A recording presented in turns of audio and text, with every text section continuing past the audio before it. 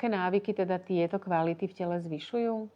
Keďže je váta suchá, jedným z najčastejších problémov býva nedostatočný príjem tekutín alebo zdravých tukov. Tým sa v tele zvyšuje suchosť, čo môže viesť k suchšej a tvrdšej stolici.